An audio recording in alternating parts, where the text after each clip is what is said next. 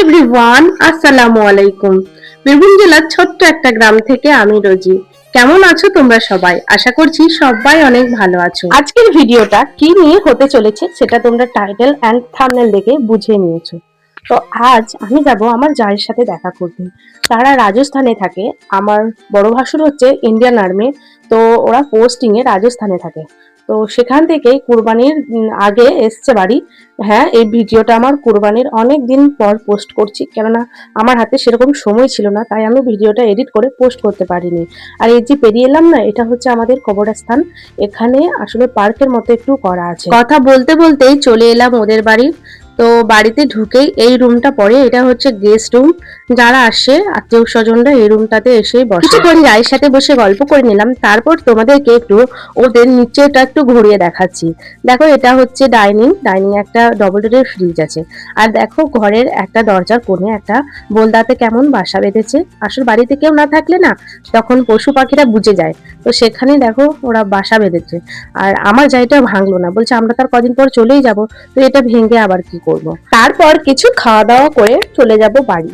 আসলে এসেছি তো অনেকক্ষণ, আর এখন বেজে গেছে প্রায় 8:30টার মতো। তো এরপর বাড়ি চলে যাব। দেখো, রাত প্রায় হয়ে গেছে অনেকটা। আর রাতের সময় দেখো কত সুন্দর লাগছে রাস্তাটা। এটা হচ্ছে আমাদের কবরস্থানের কাছেই। আসলে ভিডিওটা আমি ওখানেই করেছি। বাড়ি এসে একটু ফ্রেশ হয়ে নিলাম। তারপর এখানে গিফট গুলো দেখতে লাগলাম। দিয়েছে 5টা সাবান, এগুলো ক্যান্টিন থেকে তোলা হয়েছে। তারপর দিয়েছে 1 কোটো তেল, এটা নারকেল তেল। আর দিয়েছে একটা শ্যাম্পু। আর এই ফেস ওয়াশটা আমি রেগুলার ইউজ করি, তাই ও এটা দিয়েছে। তারপর দিয়েছে একটা কোলগেট, তার সাথে একটা ব্রাশও আছে ভিতরে। আর দিয়েছে একটা হরলিক্সের মতো কি একটা জিনিস। আর দিয়েছে দুটো পার্লেজি বিস্কুট 2 প্যাকেট, আর দুটো লটে চকো পায়, আর কিছু চকলেট এখানে দিয়েছে। তো তার মধ্যে আছে দুটো ডেয়ারি মিল্ক, দুটো মাচো, তার সাথে আরো একটা মাচো ছিল, যেটা ভিতরে ছিল সেটা আমি দেখিনি। আর দিয়েছে দুটো কি চকলেট, নামটা আমার ঠিক মনে নেই, আর একটা জেলি বিস্কুট।